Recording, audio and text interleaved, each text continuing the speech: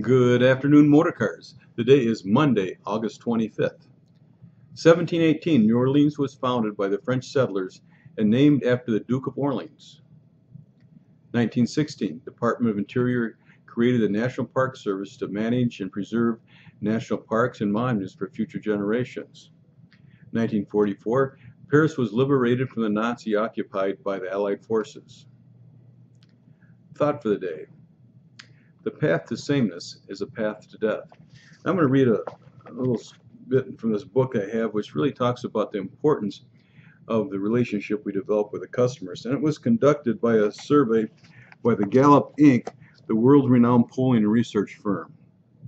Gallup's team spent years analyzing data from nearly 2,000 business units at 10 different companies in fields such as financial service, professional service, and retail. The goal was to identify what factors explain loyalty, repeat purchases, willingness to select premium services, the positive, value-creating behaviors that companies hope to see in their customers. The critical variable, researchers found, was neither the highest quality nor the lowest price, but the depth and consistency of the human interaction between the company and its customers.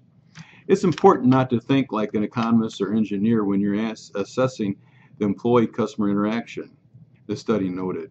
Emotions, it turns out, informs both sides of judgment and behavior, even more powerful than rationally does. Intriguingly, the analysis found only a small difference in behavior between customers who were rationally satisfied with their experience, on the other hand, those who were rationally dissatisfied. The big difference were between customers who were rationally satisfied and those who were emotionally engaged with the company and its people. The researchers actually created an hierarchy of engagement to describe the strength of those emotional and psychological ties. The first level is confidence. Does the company always deliver on its promise? The second level is integrity. Does the company treat me the way I deserve to be treated? The third level is pride. Do I have a sense of positive identification with a company? And fourth, the highest level is passion. Is a company irreplaceable in my life and a perfect fit for me? Excuse me. You know, we talked last week in regards to the construction projects that we got going on at Honda. And I really believe that we're going to have the most amazing facility in the country, something we'll all be very proud of. But this is going to be the answer to having customer satisfaction and customer loyalty. It's going to be the interaction the employees have with the customers.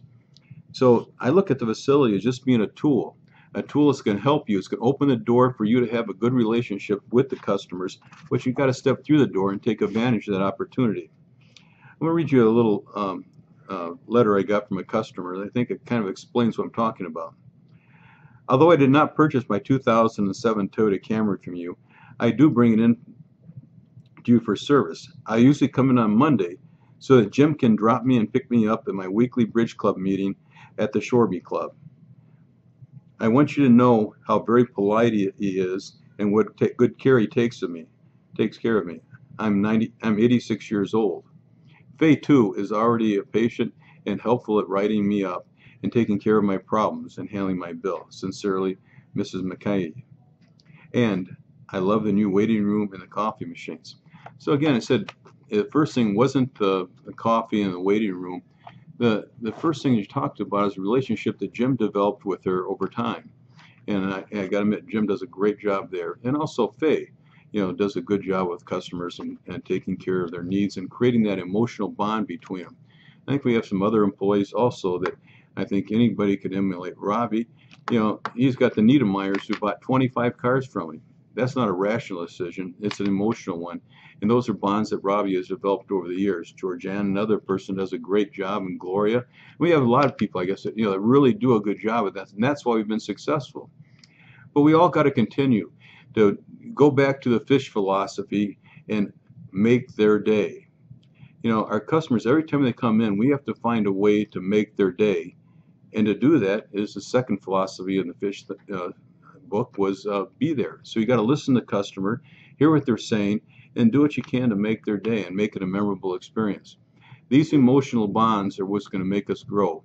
We're not going to get to 80% customer repeat and refer business and sales and service if we don't have these emotional bonds.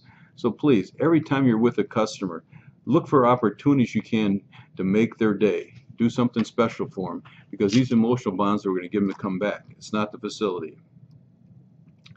Don't forget, September 4th is our cook-off, and it's soul food. So please, any ideas, any food, bring it to it. And I said I think it would be a lot of fun. Now, I'm not going to be here next Monday because it's Labor Day, and I wish everybody and their family a happy Labor Day. And I'll tell you what, I'll give you the day off. Anyway, hope you have a great Labor Day. Following week, 2 weeks, I'll be on vacation with my wife. We're going to Italy and looking for a great time there. So I won't be doing the word of the day, but go back and listen to some of the ones we've done in the past, and I think you'll get the same point, because the point all comes back to we have to take care of the customer. And if we're not there for the customer, we're not going to be here in the long run. So please, go back and listen some, and hey, everybody, thanks a lot, and let's have a good couple weeks. Thank you.